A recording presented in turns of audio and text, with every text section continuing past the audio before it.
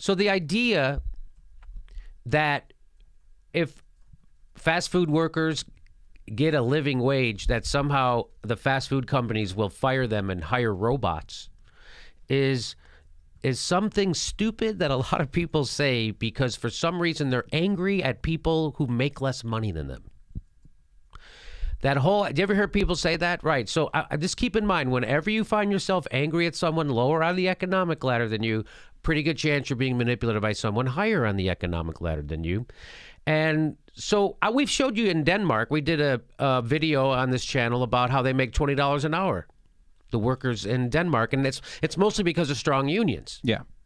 And they understand that, it's okay that if you work at a restaurant, you should still be able to have a life. Because you work at a restaurant doesn't mean you're a piece of shit and you don't get to have things. We need restaurants. Everyone likes them. Why don't we pay the people who work in them a living wage? And less desperation or less poverty means less desperation. Less desperation means less crime, less stress, less health problems. Everybody benefits. I want my neighbors to be strong and healthy. Right. Not just because I care about them, but because that's a selfish, you can take it that from a selfish angle. We're all better off if there's fewer desperation and fewer poor people, essentially. Not to say that poor people are inherently bad. It's that low economic stress drives a lot of negative behaviors in a lot of ways. Yes, Hank, you're right. It's just insane. There are selfish reasons to be good to people. That's all I'm trying to say. You can be good you can do things for other people and still be self-interested. Yeah. So this is for in Australia, they make $16 an hour at McDonald's. This is from expatnation.com. And it says advocates of the raise point to Australia, a magical land where McDonald's staff earn more than $16 an hour and burgers are still really cheap.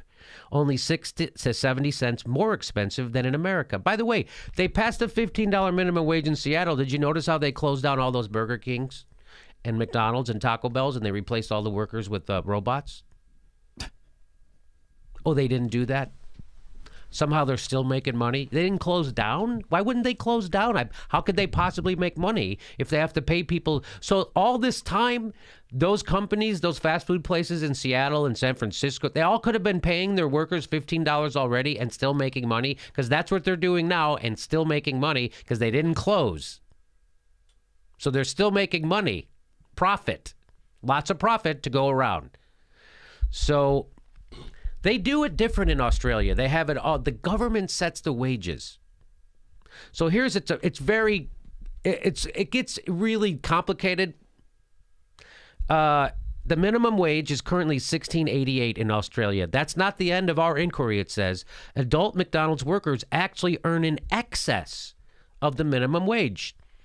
So they have this thing called the award, which is what you get as a salary. They call it your award.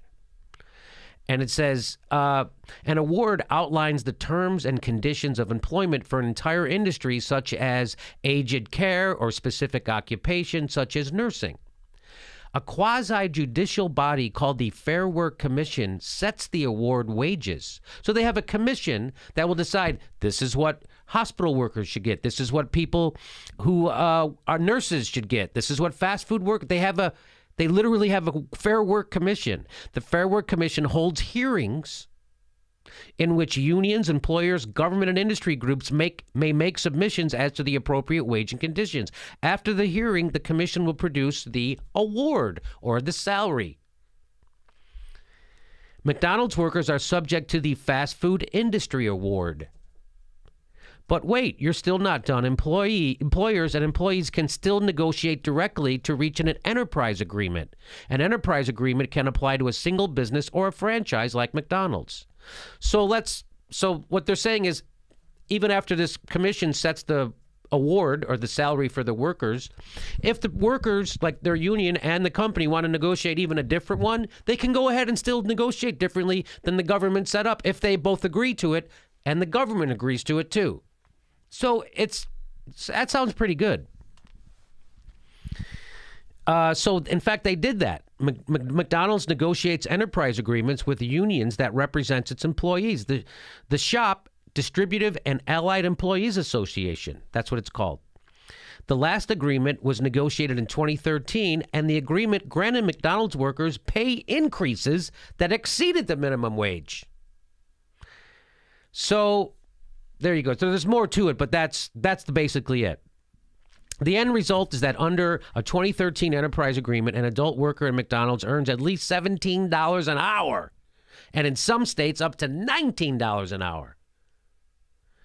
So that's in Australia. But we could never do that in America, even though there's cities already doing it. Of course we could. And then people repeat that corporate talking point thought up in some PR room that says, oh, if they make $15, they'll close. They'll just get robots. Just tell people that, and then people will repeat it because people are dumb. And people hate people poorer than them for some reason. Hank, you want to say something? Yeah, I mean, I can't imagine in America, somebody making enough money to afford a car payment actually serving me French fries and me being okay with that. Doesn't seem right. Doesn't seem right. They should struggle. This is the other thing is this. It's a stepping stone job, or it's just only teenagers it's just an entry-level job. You're not supposed to make a living. Yeah. That's why it's supposed to be hard. What? They've got their parents. No. What? A job is a job. Yeah. A job is a job. Especially with manufacturing degrading constantly in the country. Yeah. So it says the Conservative political party has been forever trying to dismantle the system of awards in Australia. In March 2006, Conservative Prime Minister John Howard passed the Work Choices Statute. The law abolished the system of awards and permitted employees to negotiate individual agreements with employers. The community backlash was swift and furious. So when the Conservatives came in and tried to upend this system, the community backlash was swift and furious. In the 2007 election, John Howard's Conservative government was swept from office the next year. Office off the back of the anti-work choices campaign. The reason McDonald's workers are paid more in Australia than the U.S. is because it is a policy choice. So they're choosing. In Australia, they're making a conscious choice to pay people a certain amount of money on purpose. Just like when they do the NAFTA and they do the TPP, they're picking winners and losers in those trade deals. The winners are patent holders and corporations, and the losers are everybody else, meaning workers, sick people. So it's a policy choice to pay them. And in America, it's a policy choice to not. Australians are deeply attached to a regulated system of industrial relations that seek to ensure everyone earns a living wage. Think what a crazy idea, huh, Jim? They have a system, and they're going to set up an economic system in their country. Just like I said, free markets aren't invented in nature. Men invent them. They don't exist naturally. They don't grow out of the earth. Markets are invented by guys who have stuff to sell to protect themselves from other guys. All I know is when I was in Kennebunkport, Maine, the playground of the rich, they had jobs being offered at the local McDonald's for $8, $9 an hour. So they obviously can't afford it there. Obviously. So this guy says, in Australia, we decided paying 70 cents extra for a Big Mac than Americans is a fair price for a more equal society. I think it is, too. What do you think? I think so. What do you think, Hank? Well, it's concentration of wealth it's collectivism versus individualism, basically. So they pay an extra 70 cents. They probably don't have to spend as much on jails. They probably don't have to spend as much on, all the other costs associated with desperation, with poverty. They don't have to pick up their health care. They don't have to pick up, right. So that 70 cents is nothing. And I remember during one of these debates, I think it might have been Papa John. He's a huge conservative douche. Yeah, he is a douche. But he came out and said, pizzas are going to cost an extra 10 cents. So what? And people were like, yeah, great. Let's pay it. And then and the guy who delivers it to me can go see a doctor when he gets sick. I'll pay him 10 cents extra. Yeah, I want the guy who's folding my pizza up, my calzone, my pizza into a calzone. To be healthy. Yeah. To go see a doctor when he has a cold. So that his spit has more nutrients when I eat it. Because he resents me for making him work. Yeah, so when he gets bronchitis, he goes to a doctor. Yeah. And he doesn't just keep coming to work and getting bronchitis all over your pizza. Right. It just so many Americans have been bamboozled by the billionaires. And actually, my thought about the conservative government in Australia here is the mistake they're making, which they're probably going to work on, is they need to control the media. Because you can't get away with this bullshit if you have a free media. If you can screw the media. I mean, like, they need to concentrate the media. They need to turn into an American-style Fox News sort of identity politics kind of place we have here. You need to have so you can trick the victims into voting against themselves. Yeah. So like what they did in America is like this huge war machine, which General Electric. They bought MSNBC, and then they sold it to Comcast, which is this huge international horrible company to work for, voted one of the worst companies in the world to work for. They own the liberal news station. How much fucking shit you think they're going to let them say on their liberal news station? Not anything that undercuts their profits. By the way, Comcast pro-TPP, pushing it hard as possible. And that's why it's... Anyway. There you go. Jim? I don't know, Hank.